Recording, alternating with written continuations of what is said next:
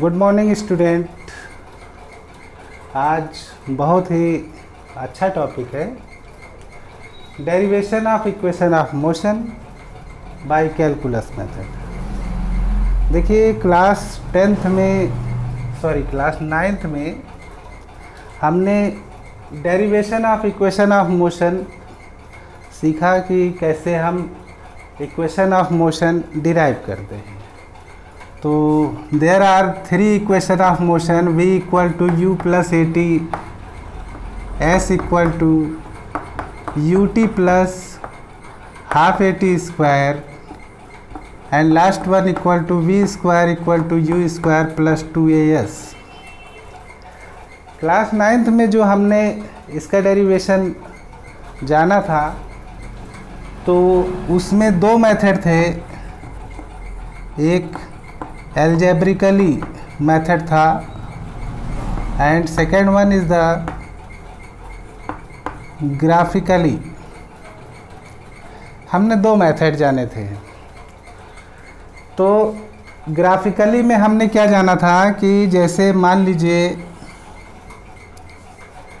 हम 2 axis consider करते हैं, जिसमें ये जो हॉरिजेंटल एक्सिस है ये आप टाइम को रिप्रेजेंट करती है और ये जो वर्टिकल एक्सिस है ये वेलोसिटी को रिप्रेजेंट करती है। और अगर हमारा ऑब्जेक्ट जो मोशन कर रहा है, मान लीजिए यहाँ से ऑब्जेक्ट मोशन कर रहा है और ये मोशन हमारा यूनिफॉर्म मोशन है। कोई ऑब्जेक्ट अगर यूनिफॉर्म मोशन कर रहा है तो इसका मतलब क्या होता है? तो वीटी ग्राफ के अकॉर्डिंग अगर कोई ऑब्जेक्ट यूनिफॉर्म मोशन कर रहा है तो उसको हम ये कह सकते हैं कुछ इस तरीके से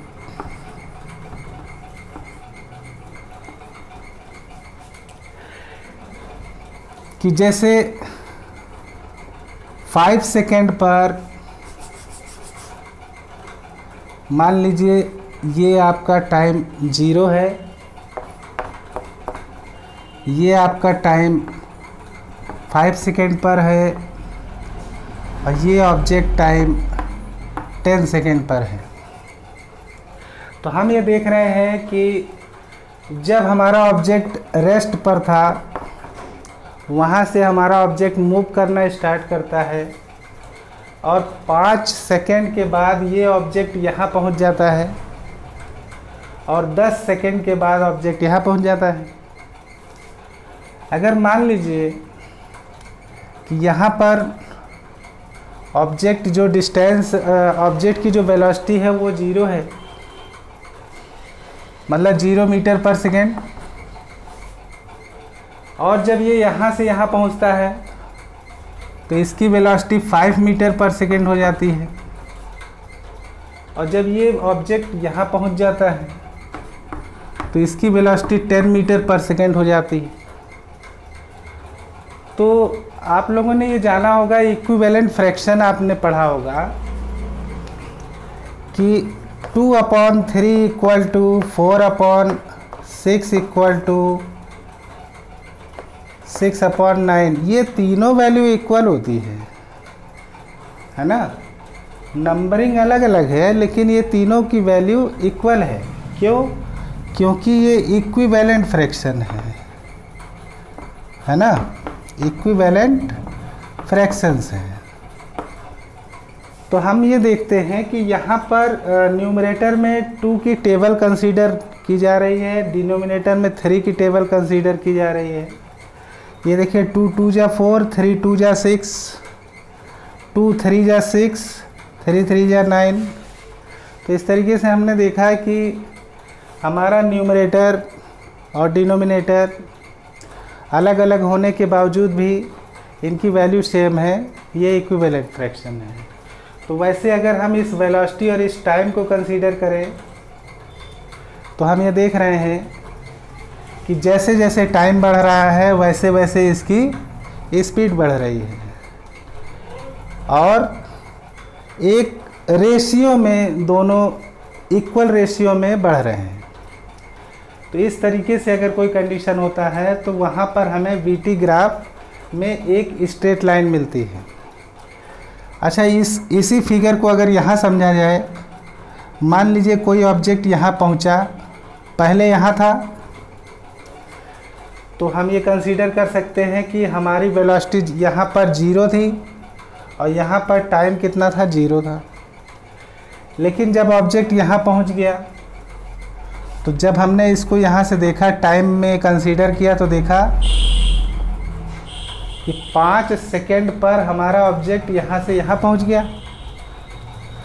और जब हम यहाँ पर परपेंडिकुलर लाइन कंसीडर करते हैं तो हम ये देखते हैं इस ऑब्जेक्ट की वेलोसिटी कितनी है, 5 मीटर पर सेकेंड है। और जब ये ऑब्जेक्ट यहाँ पहुँच जाता है, ये वाला ऑब्जेक्ट यहाँ पहुँच जाता है, तो हम इसको जब देखते हैं टाइम पर, तो ये 10 सेकेंड में 10 मीटर पर सेकेंड हमको ग्राफ देता है। ठीक है ना। तो हम ग्राफिकली मेथड में इस टाइप्स के ग्राफ यूज करते हैं। तो डेरिवेशन तो फिलहाल हम इसको बता ही चुके हैं, लेकिन हमारा जो टॉपिक है वो है equation of motion by calculus method. तो आज हम इन तीनों इक्वेशन का डेरिवेशन बाय कैलकुलस मेथड सीखेंगे।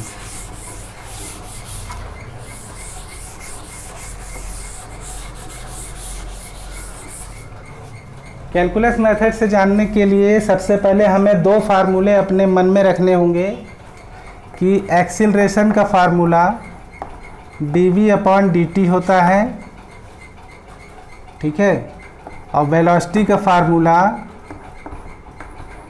ds/dt होता है। अब ये एक्सीलरेशन क्या है, v क्या है, s क्या है, इसको आप समझिए कि अगर कोई ऑब्जेक्ट यहाँ से स्टार्ट करता है, जहाँ पर टाइम को हम 0 कंसीडर करते हैं, और इनिशियल वेलोसिटी इस ऑब्जेक्ट की u कंसीडर करते हैं, तो आफ्टर टाइम t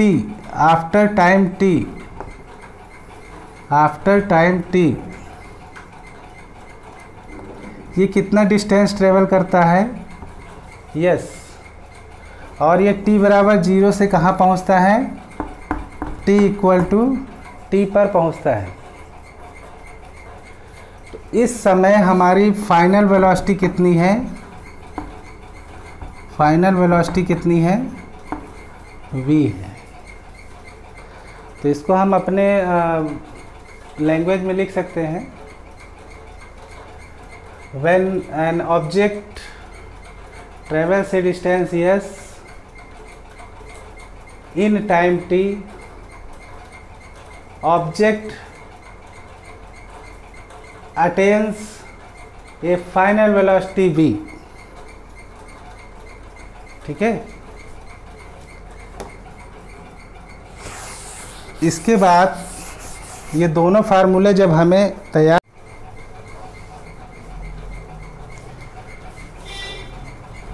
पहले इक्वेशन के लिए हम इस फार्मूले को कंसीडर करते हैं, a इक्वल टू dv/dt। तो अगर ये dt को इधर ले जाते हैं तो ये बन जाएगा a dt equal to dv। ठीक है।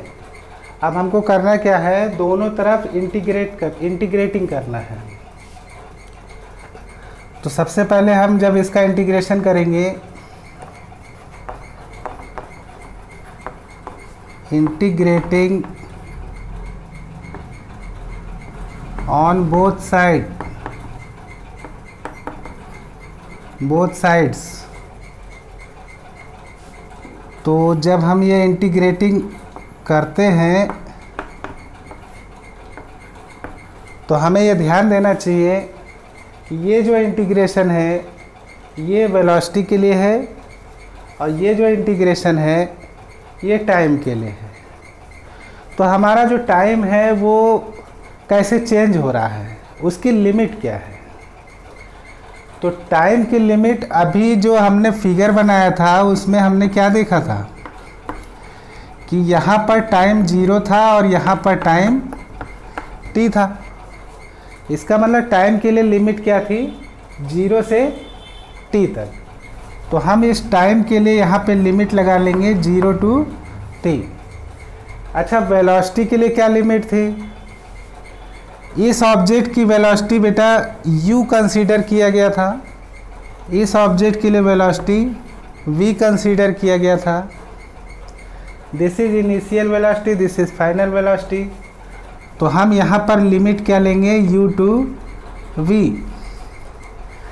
बेटा इंटीग्रेशन में हमको लिमिट पर भी ध्यान देना होता है। अब देखिए ये टाइम है और ये एक्सेलरेशन है। तो जब हम टाइम का इंटीग्रेशन ले रहे हैं तो एक्सेलरेशन तो कांस्टेंट टर्म हो जाएगा, ये बाहर चला जाएगा, तो ये बन जाएगा a और 0 to t dt and that is equal to u to v dv।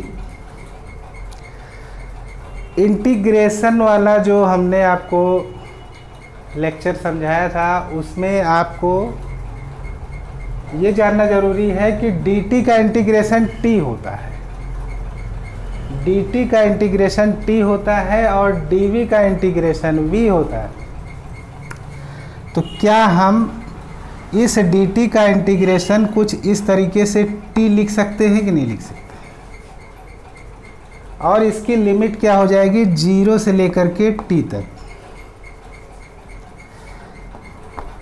वैसे ही इसको ध्यान दीजिए, dv का इंटीग्रेशन क्या होगा v। तो हम v को ब्रैकेट में लिख लेंगे और इसका लिमिट इसी ब्रैकेट के आगे हम कुछ इस तरीके से लिख लेंगे। यहाँ तक समझ में आया। अब इस लिमिट को हम लोग सॉल्व कैसे करते हैं, देखिए लिमिट को सॉल्व करने का बहुत अच्छा तरीका है।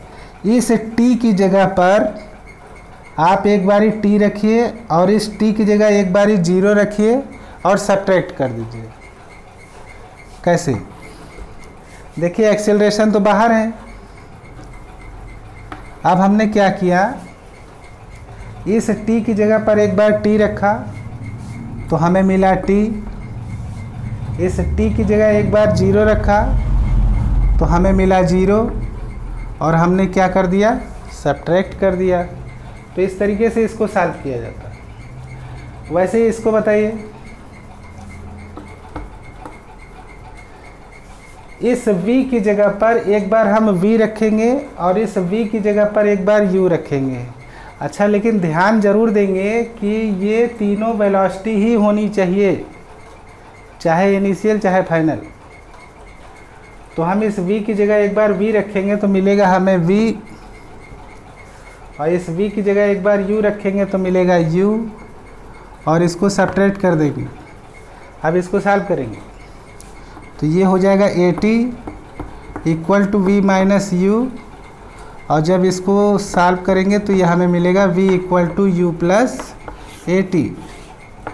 इस तरीके से हमें पहला इक्वेशन हमने डिराइव किया बाय कैलकुलस मेथड। समझ में आ गया होगा। चलिए अब second,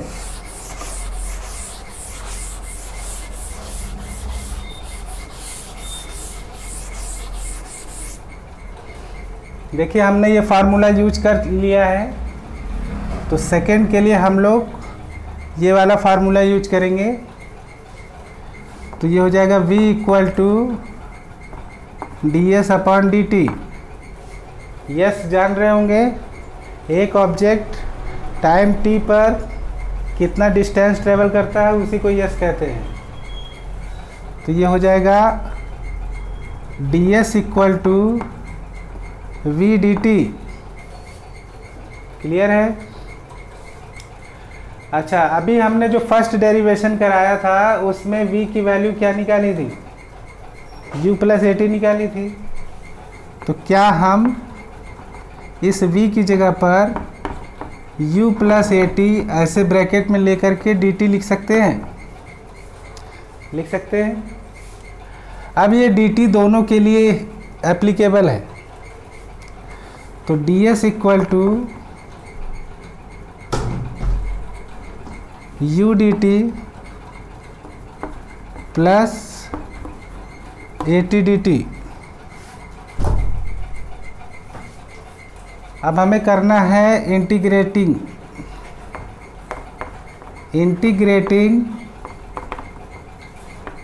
on both sides we get. तो इंटीग्रेटिंग करेंगे तो ये बन जाएगा ds, ये बन जाएगा u dt और ये बन जाएगा ए टी डी टी। तो हमें ध्यान देना है कि ds की लिमिट क्या है। डिस्टेंस के लिए हमने लिमिट क्या ली थी? तो देखिए, जब हम फिगर बनाए थे तो हमने कहा था कि जो ऑब्जेक्ट है वो t इक्वल टू 0 से t equal to t time ले रहा है और इस ऑब्जेक्ट की वेलोसिटी इनिशियल वेलोसिटी से फाइनल वेलोसिटी तक चेंज हो रही है और ये डिस्टेंस s ट्रैवल कर रहा है। इसका मतलब s इक्वल टू 0 से लेकर के s इक्वल टू s तक डिस्टेंस लिया जा रहा है। तो इसके अकॉर्डिंग हमारी लिमिट क्या हो जाएगी ds के लिए? 0 टू s। अच्छा, टाइम के लिए क्या लिमिट होगी? 0 टू t।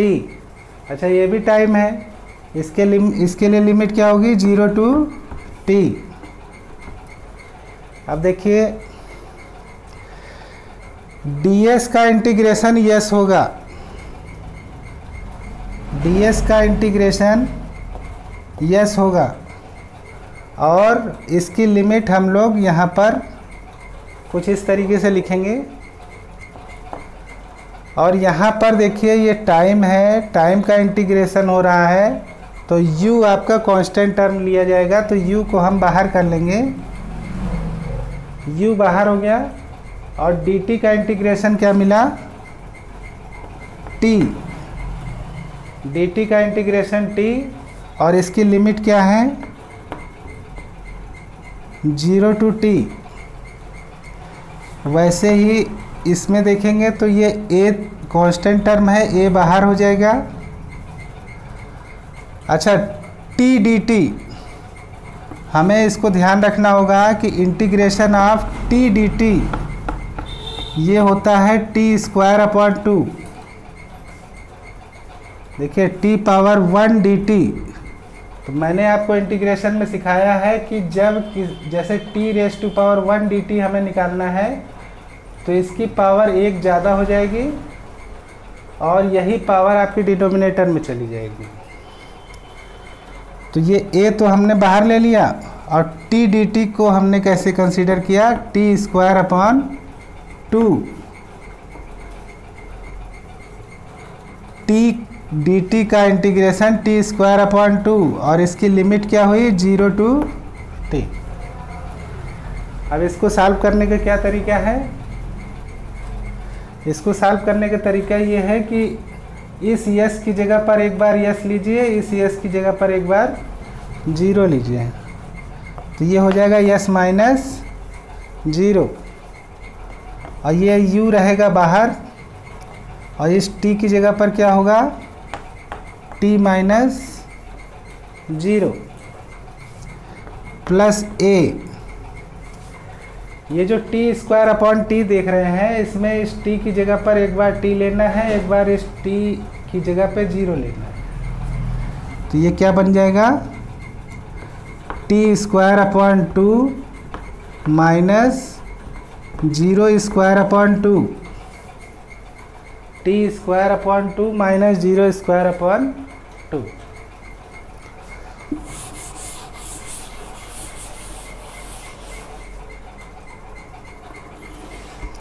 थोड़ा देखा जाए, यस माइनस 0 को सॉल्व करेंगे तो क्या आएगा, यस। अब ये देखिए t माइनस 0 टी होगा, u को t से मल्टीप्लाई करेंगे क्या मिलेगा, ut। अब ये देखिए 0 स्क्वायर अपॉन 2 तो 0 हो जाएगा, और 80 स्क्वायर अपॉन 2 को अगर हम लिखेंगे तो ये बन जाएगा प्लस हाफ 80 स्क्वायर। इस तरीके से हमें दूसरा डेरिवेशन फाइंड आउट होता है। अब हम लोग तीसरा डेरिवेशन इसका सीखेंगे।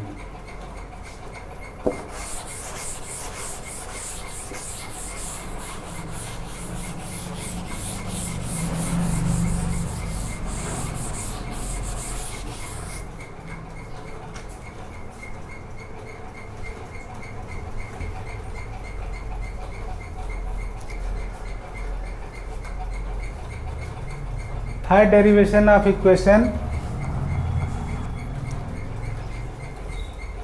के लिए हम फिर से ये फार्मूला यूज करेंगे, a equal to d v upon d t. ठीक है,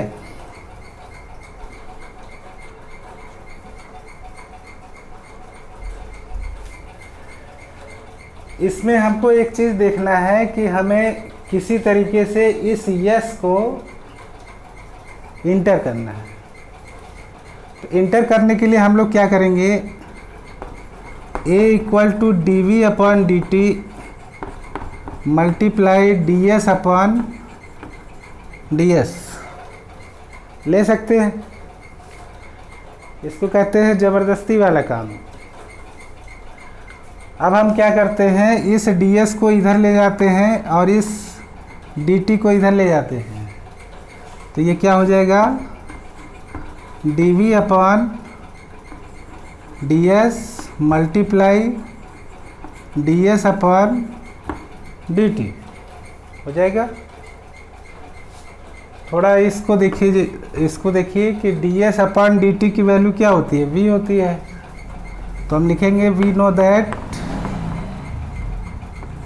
ds upon d t equal to we.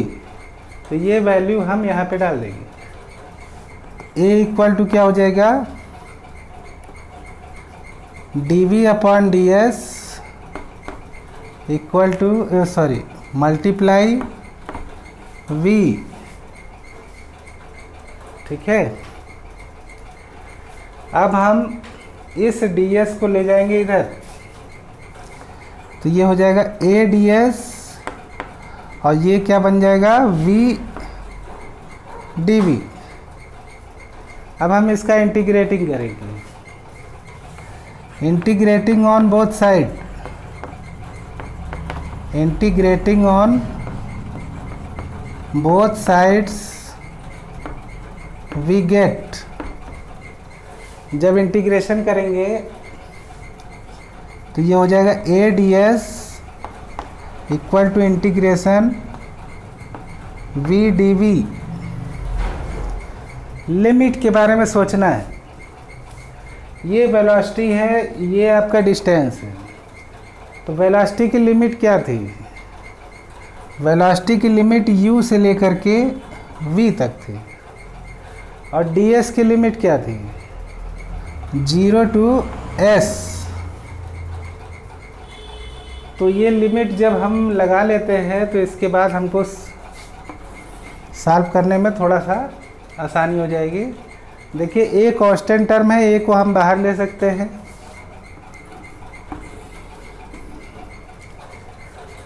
ds का इंटीग्रेशन यस होता है, ds का इंटीग्रेशन यस होता है, लेकिन यहाँ पर इसकी लिमिट है 0 टू s। v dv अभी जैसे पीछे इससे पहले वाले में हमने बताया था टी डी टी, तो वो था टी स्क्वायर अपॉन 2। तो वी डी वी का क्या होगा, वी स्क्वायर अपॉन 2। तो वी डी वी का इंटीग्रेशन जब हम लेंगे, वी डी वी का इंटीग्रेशन लेंगे तो ये हो जाएगा वी स्क्वायर अपॉन 2 और लिमिट वी यू से वी तक। अब हम इस यस का लिमिट सॉल्व करेंगे तो ये हो जाएगा ए एस माइनस 0। क्लियर है। एक बार इस यस की जगह पे यस रखे, एक बार इस यस की जगह पे 0 रखे और उसको सेपरेट कर लिए। और इसको कैसे सॉल्व करेंगे, v की जगह पर एक बार v रखना है, v की जगह पर एक बार u रखना है। तो ये हो जाएगा v square upon 2 minus u square upon 2। Solve करेंगे ये आ जाएगा ए एस, ये v square upon 2 minus u square upon 2। LCM लेंगे, 2 एलसीएम आएगा, v square minus u square और यहाँ ए एस, ये 2 इधर मल्टीप्लाई हो जाएगा। V square minus u square equal to 2as and at the end v square equal to u square plus 2as। इस तरीके से हमने तीनों इक्वेशन को डिराइव किया बाय कैलकुलस मेथड। तो बहुत ज़्यादा टफ तो नहीं है, इसको बार बार प्रैक्टिस करेंगे। ये डेरिवेशन बहुत पूछे जाते हैं क्लास 11th में, इससे रिलेटेड न्यूमेरिकल्स भी पूछे जाते हैं। तो thank you and have a good day.